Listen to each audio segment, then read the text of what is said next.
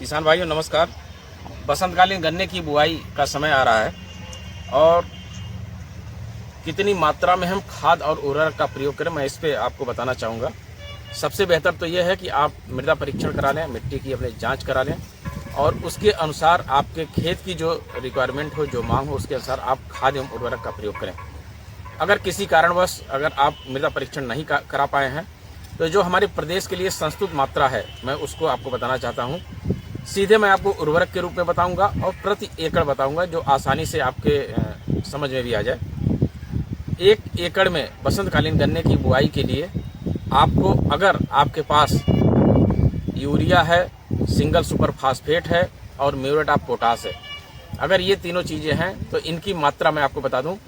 1 बोरी यूरिया, 4 बोरी single super phosphate और 40 किलोग्राम म्यूरेट ऑफ पोटाश और 10 किलोग्राम जिंक सल्फेट, ये आपको अपने खेत में 1 एकड़ खेत में बसंतकालीन गन्ने की बुआई के समय आपको देना है। बुआई के बाद आप 1 बोरी यूरिया टॉप ड्रेसिंग करेंगे जब आपका गन्ना जम जाएगा 45 से 50 दिन बाद, और फिर उसके बाद आप जून के पहले 1 बोरी यूरिया और देंगे। कहने का मतलब कि बेसल डोज देने के बाद 2 बार आप 1-1 बोरी यूरिया डाल करके उसकी टॉप ड्रेसिंग करेंगे। तो ये आपकी 1 एकड़ खेत के लिए संस्तुत मात्रा हो गई।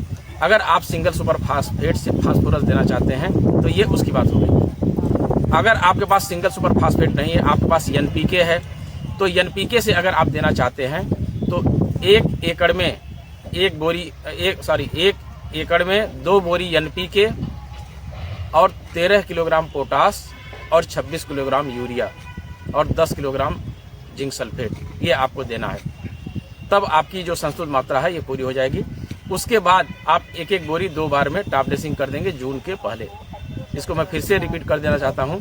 एनपीके अगर आपके पास उपलब्ध है 12-32-16 का, तो 2 बोरी NPK, 13 kilo potash, muriate of potash और 26 किलोग्राम यूरिया, ये आप दे देंगे तो आपकी पूरी मात्रा पूरी हो जाएगी। पहला था कि अगर आप फास्फोरस सिंगल सुपर फास्फेट से देना चाहते हैं, ये दूसरा मैं आपको बता रहा हूँ कि अगर आप फास्फोरस एनपीके से देना चाहते हैं तो क्या कम्बिनेशन होना चाहिए। और तीसरा है कि अगर आप डीएपी से देना चाहते हैं फास्फोरस, तो अगर डीएपी से देना चाहते हैं तो ये कम्बिनेशन आप प्रयोग करिए। 70 किलोग्राम डीएपी और 40 किलोग्राम पोटाश और 10 किलोग्राम जिंक सल्फेट, ये आप 1 एकड़ में प्रयोग करेंगे तो आपकी संस्तुत मात्रा पूरी हो जाएगी। उसके बाद आप 2 बार में 1-1 बोरी यूरिया 2 बार में जून के पहले आप टॉप ड्रेसिंग में दे करके दे सकते हैं, तो ये आपकी संस्तुत मात्रा हो जाएगी जो हमारे प्रदेश के लिए संस्तुत है। तो ये आपको तत्व के रूप में ना बता करके मैंने उर्वरक के रूप में सीधे बताया है और प्रति एकड़ के रूप में बताया है।